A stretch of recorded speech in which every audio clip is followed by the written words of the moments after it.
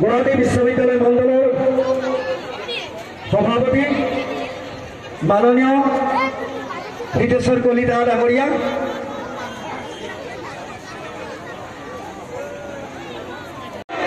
आज आगंतुक लोकसभा साधारण निर्वाचन उपलक्षे अनुष्ठित हुआ सभात उपस्थित परम श्रद्धार राइज आमार माजत उपस्थित थका आमार आटाइरे श्रद्धार मरমৰ माननीय मुख्यमंत्री डॉक्टर हिमंत विश्व शर्मा डांगरियार सहधर्मिणी एगराकी विशिष्ट उद्योगी महिला ऋतिकी शर्मा डांगरियानी आमार तेजपुर लोकसभा समष्टिर सांसद पल्लव लोचन दास डांगरिया राज्यिक भारतीय जनता पार्टीर मुख्य डिग्रीधारी विभिन्न शिक्षा ग्रहण करा छात्र छात्री कर्मसंस्थापনৰ কাৰণে ভাৰতবৰ্ষৰ বিভিন্ন স্থানলৈ যাব লগা হৈছে বেংগলোৰ চেন্নাই ইত্যাদি অঞ্চলসমূহত গৈ তেখেতসকলে আইটি কোম্পানীসমূহত চাকৰি কৰে বিভিন্ন ধৰণৰ ফ'ৰ্থ গ্ৰেডত চাকৰি কৰে কিন্তু মুখ্যমন্ত্ৰী ডাঙৰীয়াই ভাবিলে অসমৰ ভৌগোলিক অৱস্থা সকল আৰু ভাৰতীয় জনতা পাৰ্টিৰ কৰ্মকৰ্তাসকল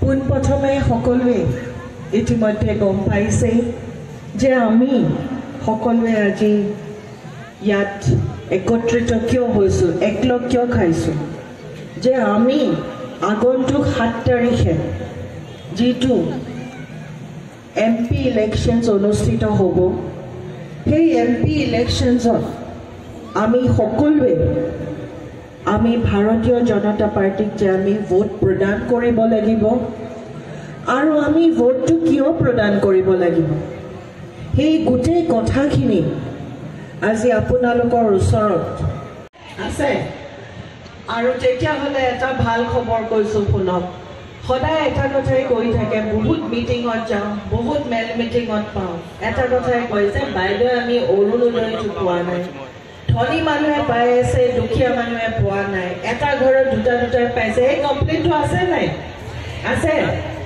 এতিয়া সেই কমপ্লেইনটো মুখ্যমন্ত্ৰীয়ে কেনেকৈ নাইকিয়া কৰিছে কওঁ মই শুনক যাৰ যাৰ নামত ৰেচন কাৰ্ড আছে প্ৰত্যেক ৰেচন কাৰ্ড থকা মানুহৰ হাতত মুখ্যমন্ত্ৰী ডাঙৰীয়াই আগতে অকল বিধৱা মহিলাক দিছিলে, এতিয়া প্ৰত্যেক মহিলাই অৰুণোদয় অধিকাৰী কেনেকৈ হয় কওকচোন? যাৰ যাৰ হাতত ৰেচন কাৰ্ড আছে প্ৰত্যেক মহিলাই 1250 টকাকৈ একাউণ্টত নিজে নিজে আপোনালোকৰ তাত পইচা সোমাব।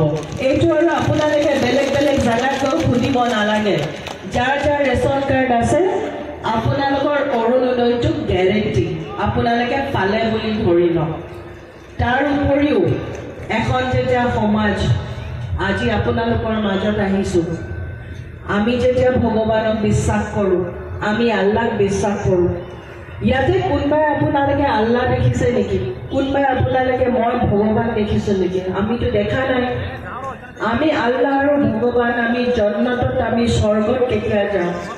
যেতিয়া আমি ইটোৱে ইটোক সহায় কৰোঁ, যেতিয়া ইটোৱে ইটোক আমি মানৱ ধৰ্ম, আমি আজি কোনোবা এটা মানুহ অকণমান সময় ৰখি গৈছে, তাক আমি আগুৱাই লৈ অনাটো আমাৰ দায়িত্ব হয়নে নহয়? আজি সেনে স্থলত আজি মুখ্যমন্ত্ৰী ডাঙৰীয়াই প্ৰত্যেকজন মানুহ, প্ৰত্যেকজন মহিলাক আগুৱাই নিবৰ কাৰণে এটা প্ৰচেষ্টা চলাই আছে। আৰু এই প্ৰচেষ্টাটোত বিভিন্ন ধৰণৰ স্কিমছ আপোনালোকৰ ওচৰত আহিছে। আজি অলপ আগতে বিমল বৰা ডাঙৰীয়াই কৈ গ'ল যে আমাৰ অসমত কি কি ডাঙৰ কাম হ'বলৈ গৈ আছে। মই তাৰ সৰু সৰু কথা কিছুমানৰ লগতে কৈছোঁ যে আজি আমাৰ মুখ্যমন্ত্ৰী ডাঙৰীয়াৰ যেতিয়ালৈকে মুখ্যমন্ত্ৰী পদত অধিষ্ঠিত হৈছে, আজি 1 লাখ চাকৰি আজি অসমৰ ভিতৰৰ জাগাৰ পৰা ল'ৰা ছোৱালীয়ে পাইছে। প্ৰত্যেক চোকা চোকা ল'ৰা ছোৱালীয়ে পাইছে। এতিয়া আৰু আগৰ দিন নাই, আৰু 50,000 চাকৰি আৰু আহিব। আপোনালোকৰ কাম হ'ব যে আপোনালোকে পঢ়া শুনা কৰক, পাছ কৰি চাকৰিটো লওক। আগৰ যেনেকৈ আছিলে যে কোনোবাই কৈ দিলে চাকৰি, সেই দিন গ'ল। এতিয়া চব নিকাম স্বচ্ছ আৰু আপোনালোকৰ হাতত।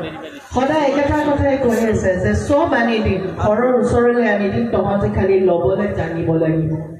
তাৰ উপৰিও আজিকালি এইখন সমষ্টি এইখন চৰকাৰ, এটা কথাই আমি চাওঁ যে আমি এখন চৰকাৰ যেতিয়া আগুৱাই যাব লাগে, এখন দেশ যেতিয়া আগুৱাই যাব লাগে, অকল মতা মানুহটো আগুৱাই যায় নেকি? মতা আৰু মাইকী মানুহ যেতিয়ালৈকে আগুৱাই নাযায় তেতিয়ালৈকে এখন সমাজ আগুৱাই নাযায়। আজি আপোনাৰ ইয়াতে বহুতখিনি মহিলা আছে। আপোনালোক যেতিয়া মহিলা আমি ভোটটো দিব লাগে, আমি ভাৰতীয় জনতা পাৰ্টীৰ ভোটটো দিব লাগে, কেলে দিব লাগে কোৱাৰ আগতে যিহেতু এইটো আমাৰতো নিজকে জালুকবাৰী সমষ্টিত আহিলে আৰু আপোনালোকে এনেকুৱা এটা পাইছে যোনে দিনে ৰাতিয়ে 24 ঘণ্টা সদায় আৰু প্ৰত্যেকটা মুহূৰ্ত